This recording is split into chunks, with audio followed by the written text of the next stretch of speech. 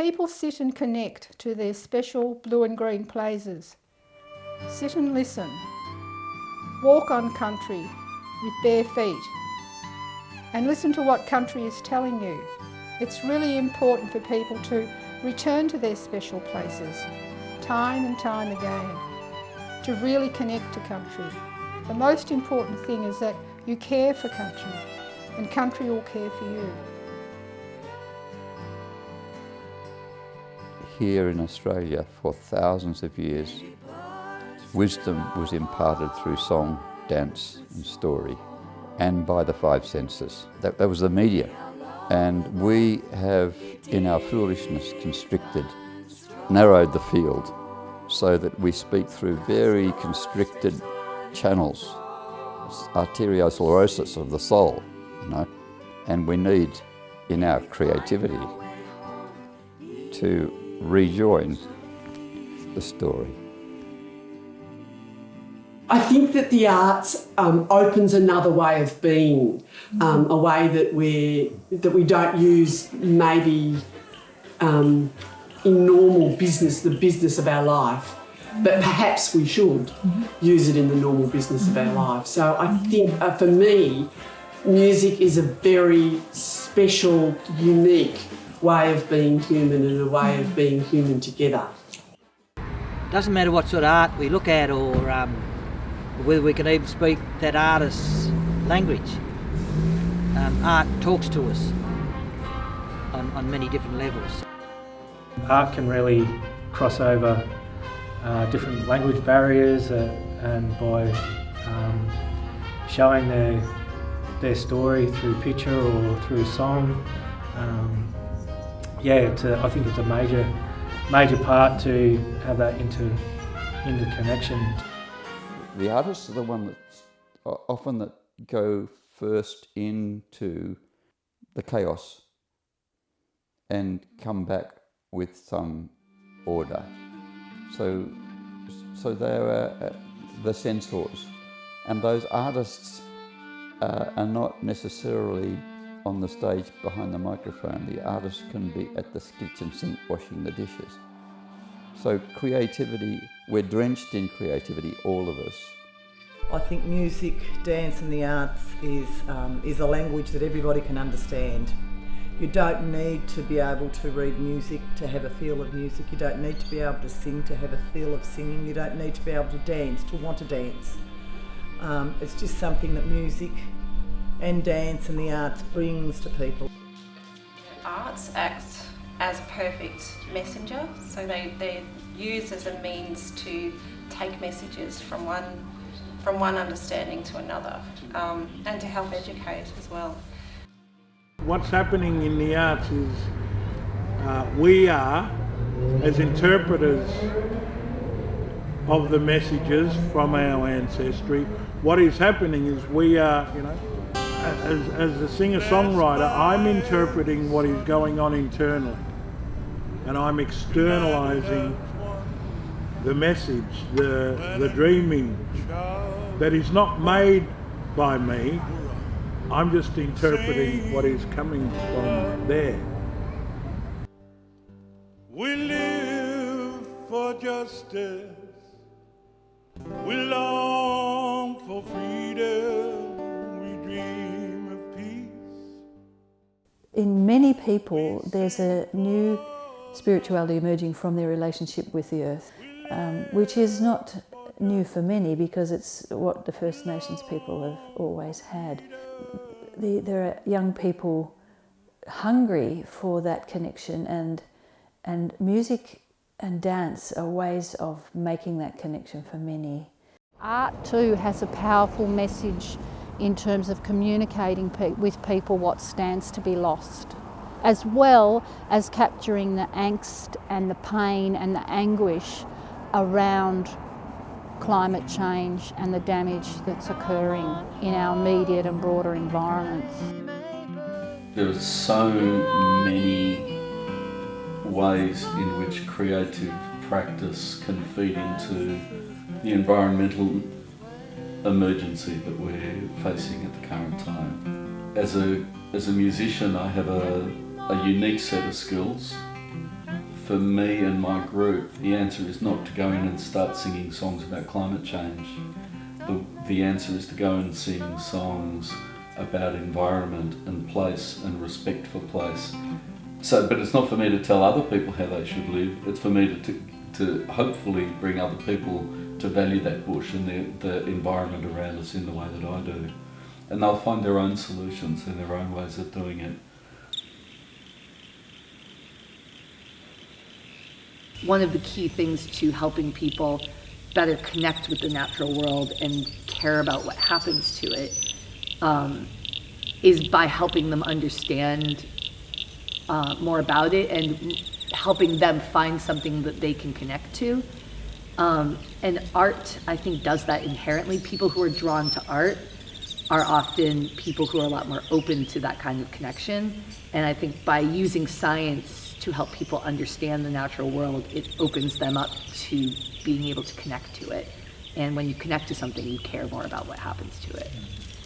I guess I've become an environmental artist because I look at the details, the small minutiae, from the sundews to the orchids to the flowering plants, for my inspiration as a printmaker. The more we learn about beauty in nature, and the more human beings are able to, I guess, get to the level of understanding that animals have feelings as we do, as the earth does, as everything that's beautiful and natural, that the more we understand it and the more we can educate about it, the more people want to protect it.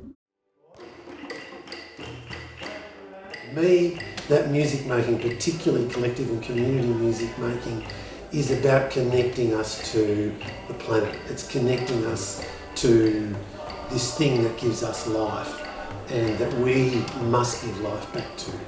And so I suppose every song that I sing, personally or collectively in the group, is trying to capture that element. People are a lot more disconnected because we live in a materialistic world. I think people need to get back and connect to the country that they live on and their special spot that they can connect to, so they can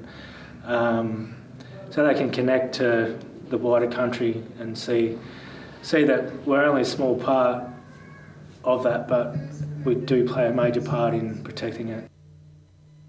That anything we can do to make our communities stronger and healthier is a climate action. Because when the breakdowns start to happen, we're going to have to really know how to care for each other, gather together across differences. So we've got to get clever, I think, or educated about how to relate to each other. And so strength and health and music and dance are absolutely essential to that. And I think politically, we're in a situation where perhaps the fear and greed buttons get pressed a lot. The anxiety level rises as we learn more about the impacts of the climate emergency. And so if singing is something that can transform groups, the very kind of act of making music puts us in the right emotional space to deal with the potential climate calamity, that it'll bring us together in a way that will form the kind of communities that can actually act. When do we want it? Now! What do we want? Climate action! When do we want it? Now! I think the arts have a really essential role to play in the climate justice movement because we are able to say more through music and through, I suppose, all forms of art, dance, visual art, than we are simply with words. To add other senses into the mix really elevates our ability to understand. I think that the conversations that I've been having with people have had more of an effect because we've been singing together first, and I think singing, playing music together is a great way to open us up. There's this well-known, I suppose, idea that when you sing with people, your breathing synchronises and your heartbeat synchronise, and so we become a little bit like one big organism all vibrating together. And I think it's this vibrating together that it opens our hearts and opens our senses to each other, and we're able to connect in a way that is another layer deeper from an ordinary conversation where there hasn't been singing or music present beforehand. And I think that opening up, or the softening of our boundaries, if you like, it lets other people's ideas in and it lets our ideas out.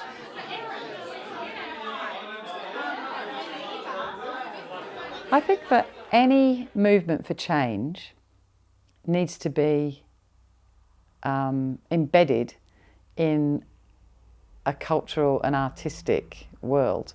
And Greenham Common, where I was in 1982 and 1983, one of the things that was incredibly bonding for the women involved in that non-violent resistance was singing together. And in fact, that's where I learnt the power of community singing at Greenham Common in 1982. And the people who are coming along to my community climate choir are saying that they need to express themselves, they need to feel emotion, they need to feel hope, they need to feel courage, and that the singing, they tell me, makes them feel all of those things. So if I can help them to feel that, that gives them strength, it gives them a means by which they can go out and join in with the protest, and that makes the protest bigger and stronger in every way. As far as the climate situation goes, I'm really grateful to see that there are songs emerging that you can sing at gatherings rather than just chant sort of angry words. But I still think there's a need for something that gets our hearts going and that has great beauty in it and that moves us to tears and makes us change.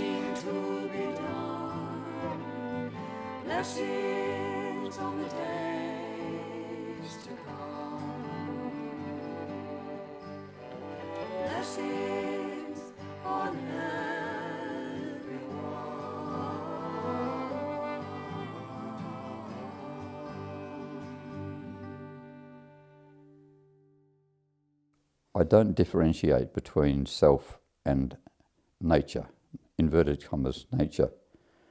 That lens is not helpful. What's won me over is the Indigenous story. It doesn't draw those lines, that we are of what is. It's all one. Science tells you that we're all one. But so does culture tell us that we're all one. Those First Nation people worldwide didn't draw those distinctions, saw themselves as part of a family where everything had spirit.